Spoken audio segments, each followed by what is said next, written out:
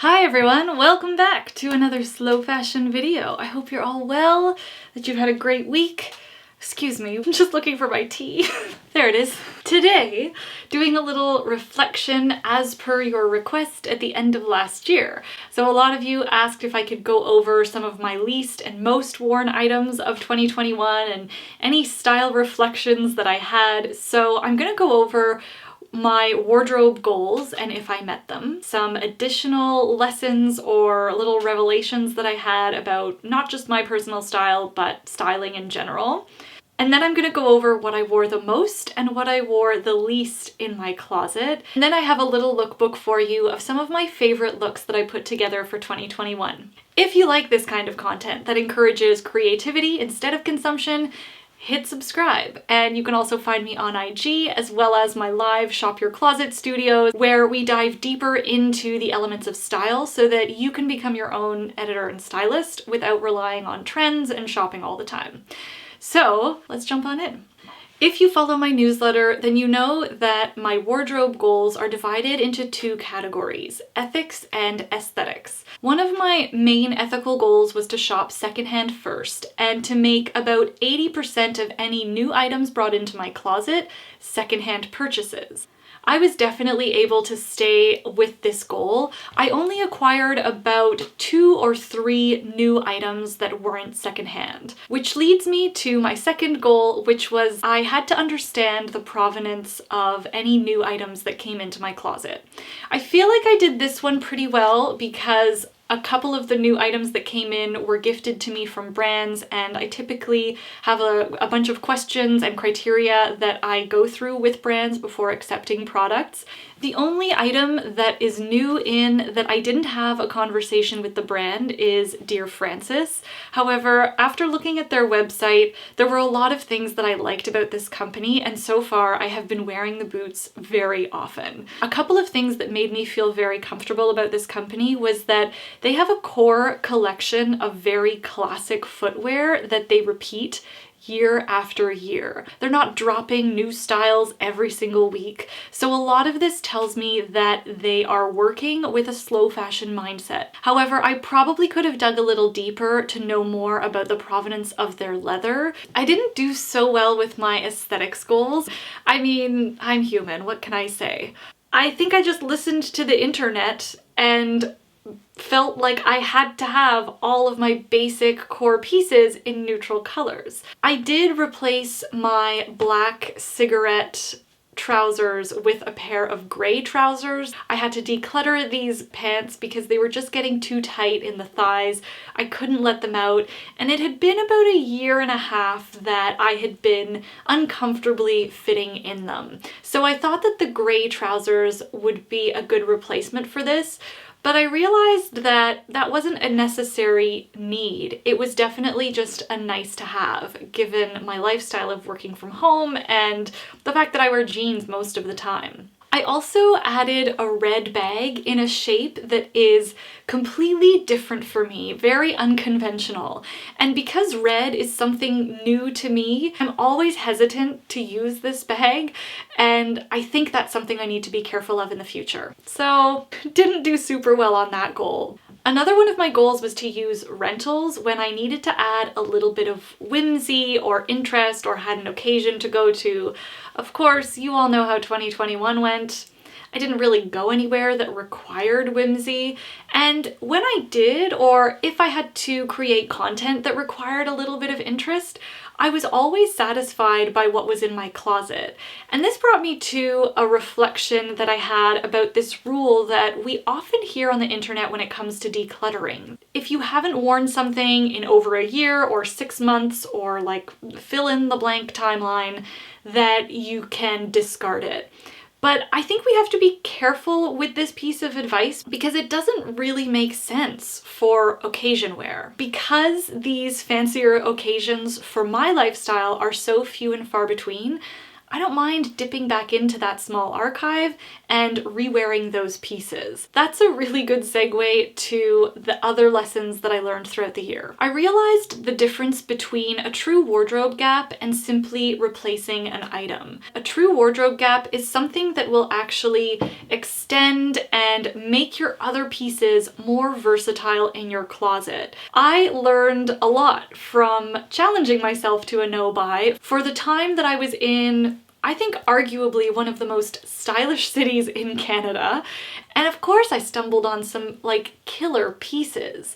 And what I noticed through this experience was that rather than focus on loving the pieces I already had in my closet, when I was out shopping, all I could think about and focus on was the fact that I had given myself a no-buy challenge and that I had to really not shop. And that's what I focused on, was the sacrifice, the whole not being able to shop of it all. Whereas normally when I secondhand shop, or if I'm perusing sites for research for clients and things like that, I have no problem saying no to all of the beautiful items that I'm seeing. So for me, no-buy challenges are just a no-no. So I'm just gonna stick to my regular shopping habits, which are typically in line with, I guess if you want to label it, a low buy kind of thing. Okay, now for my most and least worn items. I'll try and go through these fairly quickly because I feel like a lot of my videos have been very chatty lately. I apologize, don't worry, we've got some hopefully good style ones coming up. The first, I can't believe I'm saying this one, leggings. My fantastic made in Canada encircled leggings. I think I wore these so much because they are very thick, but they don't feel too sporty and they really do look rich. But what surprised me most was when we were in Montreal, I was able to dress them up with my new knee-high boots, and I loved the way those looks turned out. I really can't believe I'm showing these. Hang on. Faux leather joggers. A complete accident. They were not on my shopping list for the year. They were an unexpected acquisition from a friend when I went to her house to swap an item with her. I've only had these for about 6 months of the year, and I wore them at least once or twice a week since then. I love the silhouette. It feels sporty, but the material and the texture adds something really interesting to my looks. In the winter, these are like a chic adult snow pant. Like, I would wear leggings under here and I would be so warm. Of course, you won't be surprised, my two light wash jeans. So the two jeans that I have are my Levi's that I had cut the hem of myself. I wore these with everything from a simple tank top and a cute pair of flats or slingbacks in the summer to sweaters and blazers and blouses in the winter. Same with my high-waisted denim. These were such a good secondhand find from ThredUp. I love a high-waisted, wide leg moment. I always have since I was about 16. So these jeans really came through for me. A couple of accessories that I constantly wore were my Brave leather belt. This is a fabulous Canadian company. My 10 Tree hat. Oh, you know what? I don't want to ruin my hair. I was really inspired by the Celine runway shows over the past few seasons, and a lot of the looks featured ball caps. Something like a baseball hat is really good to make my overall looks feel a little bit more effortless, a little bit more casual. In the jewelry department, my paperclip chain necklace that I'm wearing now, this was a co-design collaboration with Luisa. We launched this necklace about 2 years ago, and I still wear it as a staple in my jewelry. It works so well on its own. I brought it with me to Montreal, and I found it was always the perfect finishing touch to a look. It is still available on the Ana Luisa website, and I'm really proud of this co-collaboration. I also got a lot of use out of my chain link Nord Green watch. I was so happy when they came out with this style, the two-tone silver and gold. My Convertible Backpack by JMB Canada. Even through the summer, I wore the black version. This bad boy, I mean, I wore it pretty much every day. At least every day that I exited my house. I do have a discount code for these guys. I will put it in the description box below. It should actually be there on every video, but these are locally made in Canada. My Club Monaco wool Moto jacket, every time that I was reaching for a black blazer that felt too stuffy, I would go for this. My Public Habit turtleneck, I cannot tell you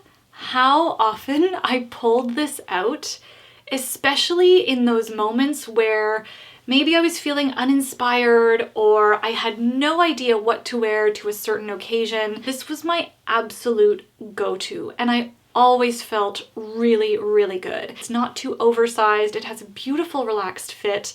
My oversized men's Valentino sweater also got a lot of wear because I wore leggings quite often. You're not going to be surprised. Shirts, plain white amazingness from Power of My People. I just love this Canadian company. I've also got an ongoing discount code with them because these are just so beautifully made. And the other shirt is this awesome baby blue secondhand find. This is actually just a men's Calvin Klein that I found on Poshmark. I got quite a lot of use out of this polka dot Cezanne blouse. It's to me a really nice marriage of that structured shirt that I like, but it's a little bit softer for those times when I want to have a bit more of like a feminine flair. All of my organic basics shirts, like, I don't know, all of them. All of my shorts, pretty much. Oh my god, shoes. I almost forgot. How? How does someone forget shoes? My Theory Moto boots. I wore these a lot. We had a fairly warm fall, and I loved how these kind of toughened up all my looks. I had my cobbler add some rubber to the bottom of these. It really extended their use for me. These fantastic little Slingbacks. They're Manolo Blahnik. I found them on ThreadUp. These are fantastic. I have never liked a kitten heel, like ever. I still don't like the way it looks just like this. They gave me the height and dressiness that I needed, but because the heel wasn't so high and because they're in a nice subtle color, I never felt too fussy. These black and white beauties, these were a bananas secondhand find. I wore these with everything. Skirts, pants, dresses, pajamas, naked, whatever. My Dear Francis boots. I bought these at the end of the summer, so they didn't see a lot of use, but the amount of time that I wore them in the fall is a good indicator that they were a really solid purchase for me. I'm gonna go through my least worn items as quick as possible, but like, yeah, feel free to skip to the lookbook if you're over this section. My first item, this beautiful Parissa Wang bag. I had so many plans for this bag. I still do. My leopard print blouse. This was a secondhand find. I didn't wear this as much as I thought. This was a case of, oh, I have one in cream. I wear it all the time. I feel fantastic in it. So I should get another one with a little bit more interest so I can fill that gap. But here's the thing. There was no gap. I loved that cream blouse. I definitely did not need to add this. And I think that kind of goes back to that first lesson of realizing what's a gap and what's just like a nice to have. All my pumps, like all of them. I'm waiting until we are hopefully out of this pandemic lockdown situation before completely decluttering all of them. There are two pairs, I've said this before, that I will never declutter. My patent nude pumps and then my black patent pumps. These are just like, this is all you need. That's it for the least and most worn items. I probably could have continued with my most worn items. I really like to wear a lot of the pieces in my closet. I will share that lookbook with you now. I hope that looking back on these outfits maybe inspires you for the next year. Again, spoiler alert, I'll probably rewear a lot of these looks this year because I still like most of them.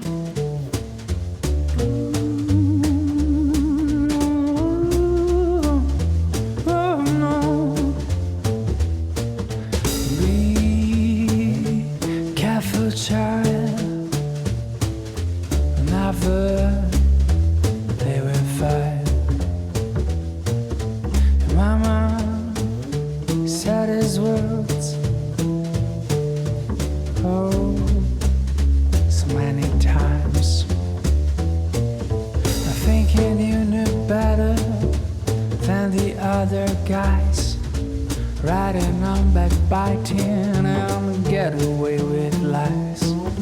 No matter what it takes, always gonna cry.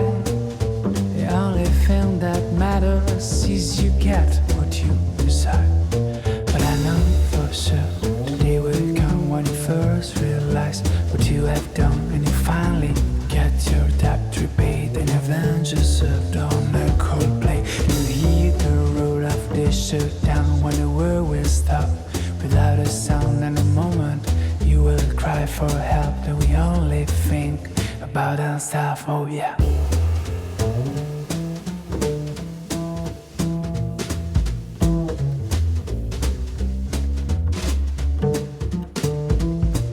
The first time that I met you, I thought it looked so sweet.